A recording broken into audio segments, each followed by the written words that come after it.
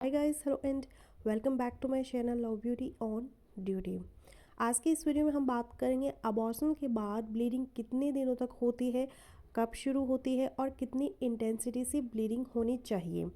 Abortion की गोलियां खाने के बाद यानी कि एमटीपी किट को कंज्यूम करने के बाद ब्लीडिंग कब से शुरू होती है, क्या एमटीपी किट से होने वाली ब्लीडिंग और डॉक्टर के पास अबॉर्शन करवाए जाने वाले की ब्लीडिंग में कुछ फ़र्क होता है। अगर किसी को अबॉर्शन करवाना है और ये अबॉर्शन अगर एमटीपी किट को कंज्यूम करने से किया गया है यानी कि गोलियां खाकर अगर अबॉर्शन किया गया है तो गोलियों का कोर्स पूरा होने के कुछ ही घंटों के बाद एक महिला को ब्लीडिंग दिख सकता है। एमटीपी की गोलियां पीरियड्स को मिस करने के 1 महीने बाद तक ली जा सकती हैं। इन गोलियों को कंज्यूम करने का एक स्पेसिफिक तरीका होता है। इन गोलियों को उनके कोर्स के अनुसार ही कंज्यूम किया जाए। आपके डॉक्टर इन गोलियों का कोर्स आपको अच्छी तरह से समझाएंगी। ये गोलियां यूजुअली 1 या 2 दिन के अंदर में लेनी पड़ती हैं। इन गोलियों का कोर्स पूरा करते ही कुछ ही घंटों में आपको ब्लीडिंग महसूस होगी। ये ब्लीडिंग पहले कुछ दिनों तक एक पीरियड्स की तरह महसूस हो सकती है, लेकिन कई बार इस ब्लीडिंग में ज़्यादा दर्द हो सकता है, क्लॉट्स काफ़ी ज़्यादा पास हो सकते हैं।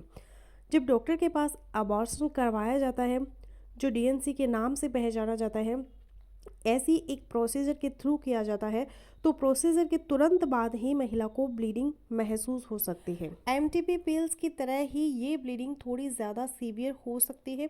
इस ब्लीडिंग में भी क्लॉट्स काफ़ी ज़्यादा पास हो सकते हैं। जैसे एमटीपी पिल्स के बाद का ब्लीडिंग होता है, वैसे ही डीएनसी के बाद का ब्लीडिंग 3 से 5 दिनों तक चलता है। पहले 3 से 5 दिनों तक होने वाली ब्लीडिंग हल्का हैवी होता है, फिर धीरे धीरे करके ब्लीडिंग की इंटेंसिटी कम होती जाती है।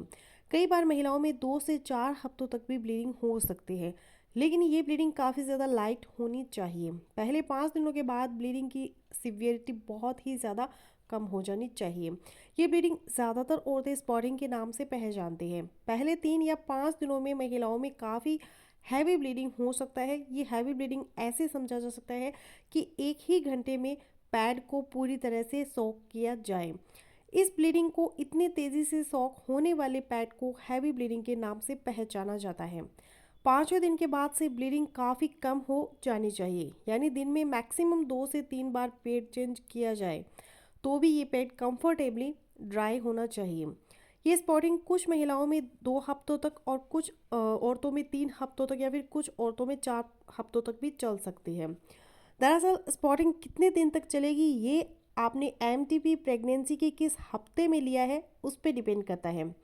आमतौर पर अबॉर्शन के बाद होने वाला ब्लीडिंग जब पूरी तरह से रुक जाए उसके 4 से 6 हफ्ते के बाद आप अपना अगला पीरियड एक्सपेक्ट कर सकते हैं।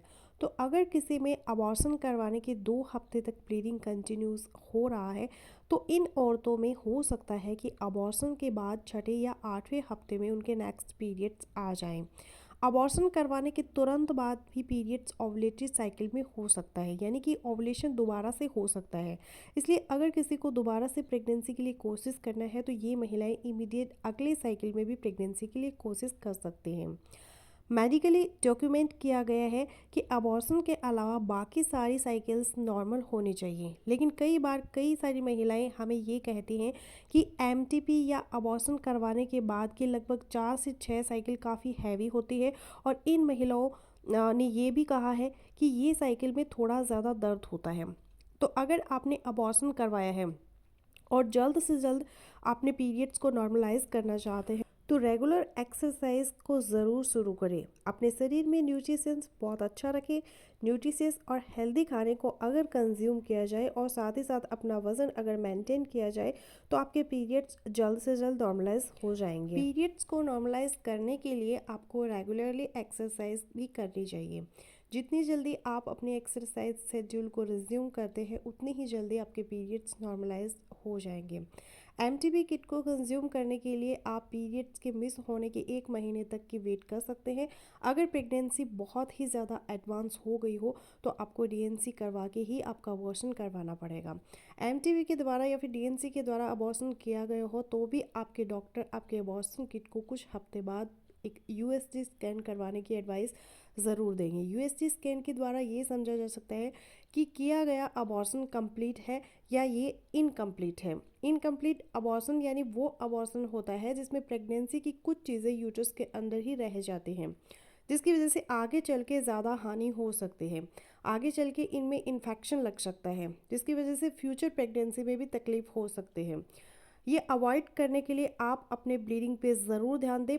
ब्लीडिंग ऑप्टिमम होनी चाहिए, लेकिन बहुत ज़्यादा भी नहीं होनी चाहिए। अगर अबॉर्शन के 5वें 6ठे दिन के बाद भी ब्लीडिंग अगर कम नहीं हो रहा है तो तुरंत अपने डॉक्टर से जाके मिलिए, अपने डॉक्टर को रिपोर्ट ज़रूर करें। हैवी ब्लीडिंग को कंट्रोल में लाने के लिए या फिर हैवी ब्लीडिंग की वजह से होने वाले अन्य साइड इफ़ेक्ट्स को अवॉइड करने के लिए न्यूट्रिशंस खाना ज़रूर खाएं। सप्लीमेंट्स कंज्यूम करें, आयरन सप्लीमेंट्स, फॉलिक एसिड के सप्लीमेंट्स, विटामिन सी के सप्लीमेंट्स को अगर कंज्यूम किया जाए तो एक्सेसिव ब्लीडिंग को आप कुछ हद तक प्रिवेंट कर सकते हैं और हैवी ब्लीडिंग की वजह से होने वाले साइड इफ़ेक्ट्स को भी पूरी तरह से अवॉइड कर सकते हैं। तो फ्रेंड्स बस यही था आज का वीडियो। आई होपफुली मेरा आज का वीडियो आप लोगों के लिए यूज़फुल रहेगा। सो मिलते हैं नेक्स्ट वीडियो में, तब तक के लिए बाय बाय।